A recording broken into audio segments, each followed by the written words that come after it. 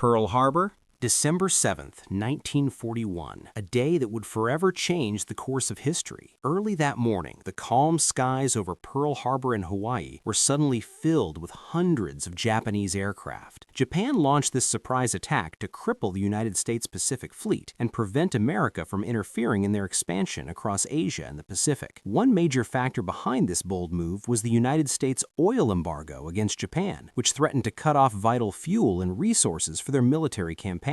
Interestingly, American radar stations had actually detected the incoming planes, but the operators assumed they were friendly B-17 bombers arriving from the mainland. This moment of misinterpretation added a tragic element of suspense, leaving the U.S. forces unprepared for the devastation that followed.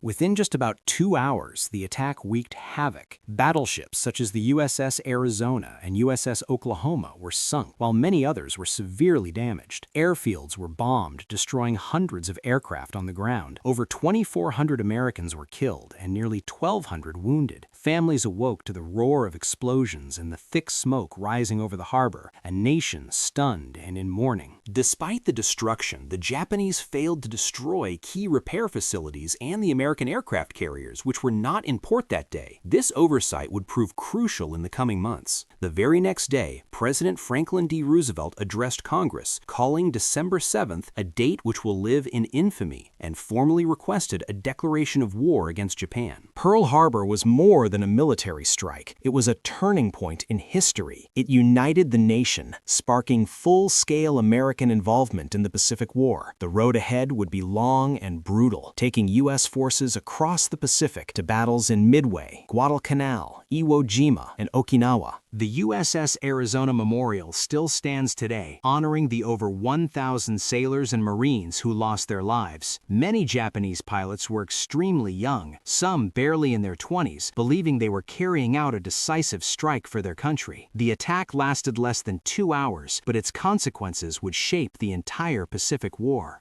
Doolittle Raid. Just 4 months after the devastating attack on Pearl Harbor, the United States needed a bold strike to show Japan they were not untouchable. On April 18, 1942, Lieutenant Colonel James Doolittle led a daring mission, the first American air raid on the Japanese mainland, targeting Tokyo and several other cities. This audacious operation would later be remembered as the Doolittle Raid. 16 B-25 Mitchell bombers were loaded onto the deck of the aircraft carrier USS Hornet. These bombers were too heavy for a carrier takeoff, so the crew removed every extra ounce of weight, including gun turrets, and replaced them with wooden mock guns to fool the enemy. The planes now barely had enough fuel to reach Japan and continue on to China. There was no turning back. As dawn broke, the aircraft lifted off one by one into the open ocean, flying hundreds of miles low over the water to avoid detection. Over Japan, the crews bombed factories, oil refineries, and military installations with precision, demonstrating extraordinary courage under extreme risk. Every plane survived the bombing, but many crews faced fuel shortages or rough terrain in China, leading to crashes, captures, or heroic escapes aided by local civilians. While the physical damage to Japan was limited, the psychological impact was enormous. For the first time, Japan realized its homeland was vulnerable. In the United States,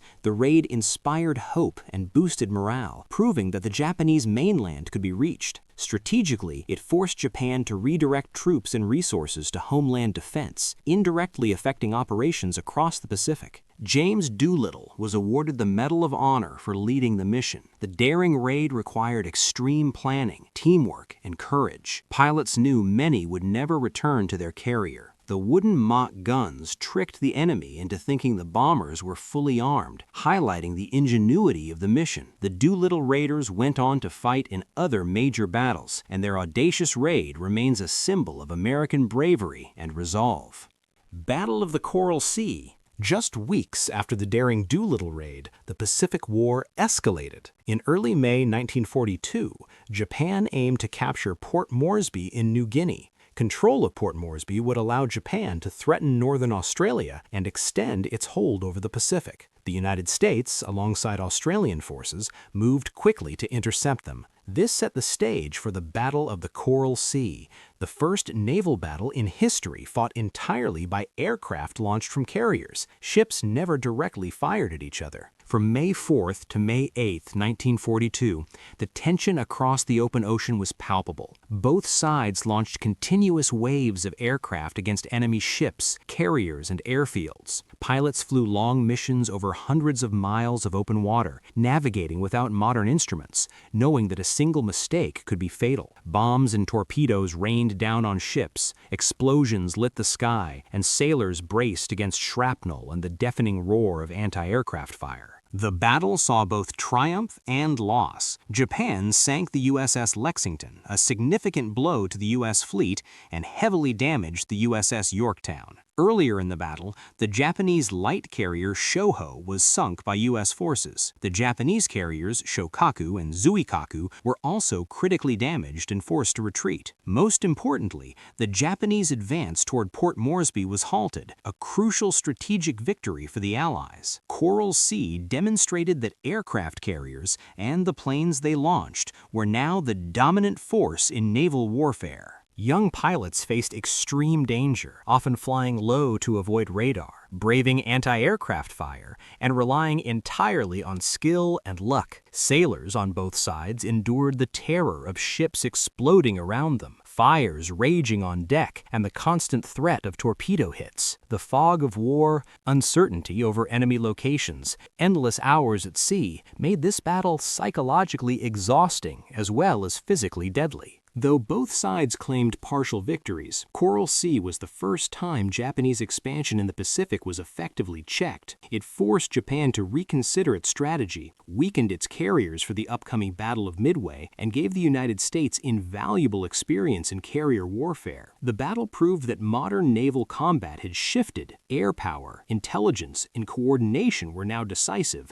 not just big battleships firing at each other. Battle of Midway. By early June 1942, the Pacific War had reached a critical point. Japan, still riding the momentum of its early victories, planned a massive operation to eliminate the remaining U.S. carriers and secure its dominance in the Pacific. Their target, Midway Atoll, a small island with strategic airfields that would give Japan control over the Central Pacific. But the United States had a secret advantage. They had broken Japanese naval codes and knew the attack was coming. On June 4th, the battle began. Aircraft from both sides took off from carriers hundreds of miles apart, navigating over open ocean, often in poor weather. The Japanese launched waves of bombers aimed at U.S. ships, while American planes searched desperately for Japanese carriers. Hours passed with little success, heightening tension on both fleets. Then, in a dramatic turn, U.S. dive bombers from the carriers USS Enterprise, USS Yorktown, and USS Hornet found the Japanese fleet at the most critical moment. With pinpoint accuracy, they attacked the Japanese carriers Kaga, Akagi, and Soryu, and later Hiryu. Explosions rocked the decks, smoke and fire engulfed the ships, and the balance of naval power in the Pacific shifted in a single day. Pilots flew low over the ocean under heavy anti-aircraft fire, knowing any hit could mean instant death. Sailors watched helplessly as massive carriers burned, feeling the shock of sudden devastation. Admiral Chester Nimitz, commanding the U.S. Pacific Fleet, coordinated the attack from hundreds of miles away, relying on intelligence and trust in his pilot's skill. In just 4 days, the U.S. sank 4 Japanese carriers and a cruiser, while losing only 1 carrier, USS Yorktown, and a destroyer. Midway marked a decisive turning point in the Pacific War, halting Japanese expansion and forcing them onto the defensive. The victory boosted American morale and proved that intelligence, planning, and courage could overcome numerical superiority. Many of the U.S. dive bomber pilots had never seen the enemy before. They relied on training, instincts, and precise timing. The Japanese carriers were caught with decks full of planes being refueled and rearmed, making them extremely vulnerable. Midway demonstrated that aircraft carriers had replaced battleships as the dominant force in naval warfare. Guadalcanal campaign. By August 1942, the Allies decided to go on the offensive in the Pacific. The target? Guadalcanal, a small island in the Solomon Islands, where the Japanese were constructing a strategic airfield that could threaten Allied supply routes to Australia. Capturing Guadalcanal would be the first major step in stopping Japanese expansion and proving that the Allies could hold the initiative in the Pacific. On August 7, 1942, U.S. Marines landed on the beaches of Guadalcanal, facing fierce resistance from entrenched Japanese forces. The fighting was brutal from the very beginning. Jungle terrain, tropical heat, disease, and constant ambushes made every advance costly. The Marines captured the Japanese airfield, later named Henderson Field, but holding it proved to be just the beginning. Over the next 6 months, Guadalcanal became a grueling struggle of attrition. The Japanese launched numerous counterattacks, both on land and by sea. Naval battles raged in the surrounding waters, with destroyers and cruisers exchanging deadly fire under the cover of darkness. Air battles overhead were continuous, as both sides fought to control the skies and protect their supply lines. The campaign tested the limits of human endurance. Soldiers battled not only enemy forces, but also disease, hunger, and exhaustion. Jungle warfare was harsh and relentless. Each hill, each river crossing, and each village became a battlefield. The courage, determination, and resilience of the Marines and Allied forces were key to eventually pushing the Japanese back. The Marines faced harsh conditions, tropical diseases, extreme heat, and unrelenting enemy attacks. Naval forces often fought at night, relying on coordination, strategy, and sheer nerve to survive. Airmen flying from Henderson Field risked daily attacks, providing crucial support to ground troops under constant threat. After 6 months of fierce combat, the Allies secured Guadalcanal, marking the first major land victory against Japan in the Pacific. The campaign halted Japanese expansion and gave the Allies momentum for the island-hopping strategy that would follow. Casualties were high on both sides, but the victory proved that the Japanese could be defeated, boosting Allied morale significantly. The campaign became known as the Marines' Crucible, showcasing extreme bravery and endurance. The Japanese referred to Guadalcanal as the Island of Death due to the relentless fighting and harsh conditions. Control of Henderson Field allowed the Allies to dominate the air, making Japanese supply and reinforcement missions nearly impossible. Battle of Leyte Gulf. By October 1944, the Allies were on the offensive, aiming to liberate the Philippines from Japanese control. Japan, desperate to stop the invasion, committed nearly its entire remaining naval fleet to defend the islands. This set the stage for what would become the largest naval battle in modern history, the Battle of Leyte Gulf. Over 4 days, from October 23rd to 26th, massive fleets clashed across multiple areas: the Sibuyan Sea, Surigao Strait, Cape Engano, and off Samar. Aircraft carriers, battleships, cruisers, and destroyers were all engaged in intense combat. Thousands of planes took off from carriers, launching torpedo and dive-bombing attacks, while ships maneuvered to avoid enemy fire and kamikaze strikes. The scale and intensity of the fighting were staggering. The Japanese used every tactic they could, including kamikaze attacks, hoping to inflict maximum damage. Yet, the Allies' superior coordination, intelligence, and air cover allowed them to counter these desperate moves. Small U.S. task forces, sometimes heavily outnumbered, displayed extraordinary bravery, particularly off Samar, slowing the Japanese advance and preventing disaster. Sailors faced relentless attacks from both air and sea, with massive explosions and fires engulfing ships around them. Pilots flew countless sorties, often without rest, facing enemy fighters, anti-aircraft fire, and the chaos of naval warfare. Commanders on both sides had to make split-second decisions, knowing that one mistake could turn the battle's tide. The Allies achieved a decisive victory, sinking several Japanese carriers, battleships, and cruisers, while severely weakening Japan's naval power. The victory secured the Philippines for the Allies and marked the end of Japan's ability to conduct large-scale naval operations. Leyte Gulf demonstrated the overwhelming importance of air superiority, coordination, and intelligence in modern naval warfare. It was the largest naval battle in history,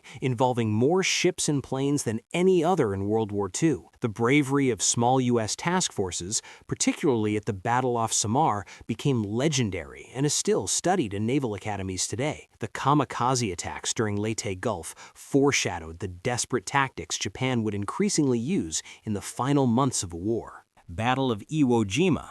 By early 1945, the United States was closing in on Japan's home islands, but a major obstacle stood in the way. Iwo Jima, a small volcanic island heavily fortified by the Japanese. Capturing Iwo Jima was crucial for the U.S., providing airfields for fighter escorts and emergency landing for bombers targeting Japan. On February 19, 1945, U.S. Marines landed on the beaches of Iwo Jima under heavy Japanese fire. The enemy had created an intricate network of bunkers, tunnels, and hidden artillery positions. Every step inland was met with intense machine gun, mortar, and artillery fire. The black volcanic sand made movement difficult, while smoke, fire, and explosions created a hellish battlefield. The battle lasted over a month. Marines faced not only relentless enemy attacks, but also harsh terrain, extreme heat, and limited supplies. Every hill, every ridge, every tunnel had to be fought for. Air support and naval bombardments were constant, but the Japanese defenders were determined, often fighting to the death rather than surrender. The iconic flag raising on Mount Suribachi became a symbol of American courage and determination. Marines endured unimaginable hardship, heat, disease, exhaustion, and the constant threat of hidden enemy fire. Japanese soldiers used tunnels and caves to launch surprise attacks,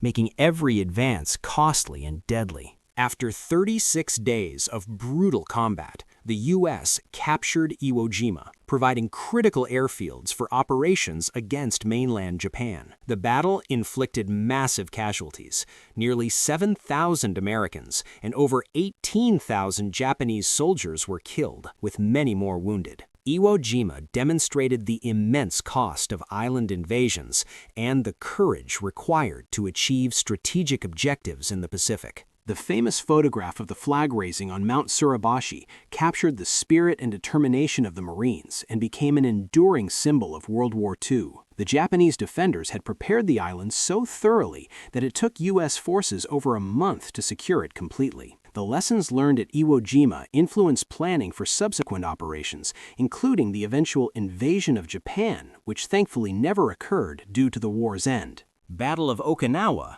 By April 1945, the Allies were preparing for the final stages of the war in the Pacific. The target, Okinawa, a large island only 350 miles from mainland Japan. Capturing Okinawa was crucial for staging the eventual invasion of Japan, providing air bases and logistical support for Allied forces. On April 1, 1945, U.S. forces launched one of the largest amphibious assaults in the Pacific War. Tens of thousands of soldiers landed on Okinawa's beaches, immediately facing fierce Japanese resistance. The defenders had prepared an intricate network of tunnels, caves, and fortified positions. Every advance inland was met with artillery, machine guns, and sniper fire, making the battle a grinding, bloody struggle. Kamikaze attacks became a defining feature of Okinawa. Japanese pilots deliberately crashed their planes into Allied ships, causing massive damage and casualties. Naval and air support were constant, but the scale of the battle, combined with difficult terrain and entrenched defenders, made every victory costly. Civilians were caught in the crossfire, with tens of thousands killed or displaced,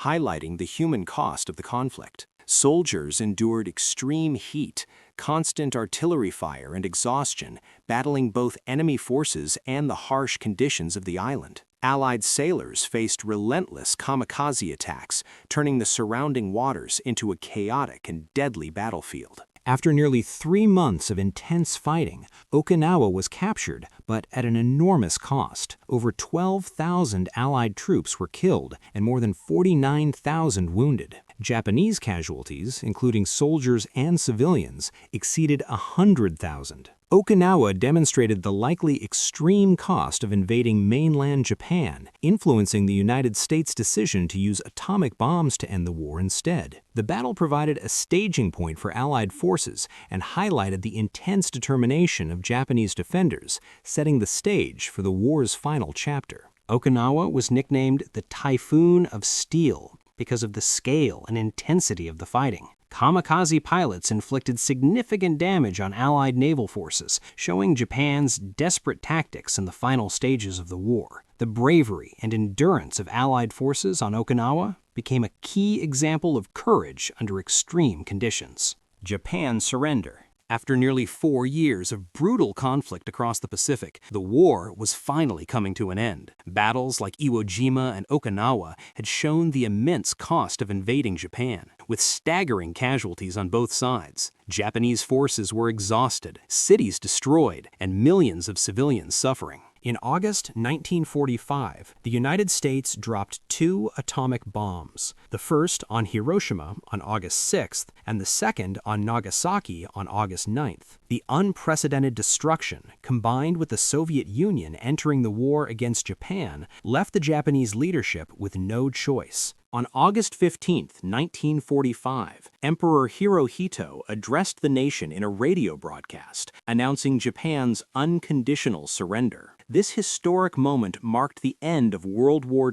II in the Pacific and brought relief to millions who had endured years of suffering and fear. Millions of soldiers and civilians had endured unimaginable hardship. The surrender brought both relief and reflection on the cost of war. Allied forces celebrated, but they remembered the sacrifices of every battle, from Pearl Harbor to Okinawa. Veterans carried stories of courage, loss, and perseverance that would shape the memory of the war for generations. Japan's surrender officially ended World War II in the Pacific. The war reshaped global power, establishing the U.S. and the Soviet Union as superpowers and setting the stage for the post-war world order. The Pacific War demonstrated the devastating impact of modern warfare, the importance of strategy and intelligence, and the resilience of those who fought and survived. The formal surrender ceremony took place on September 2, 1945, aboard the USS Missouri in Tokyo Bay. VJ Day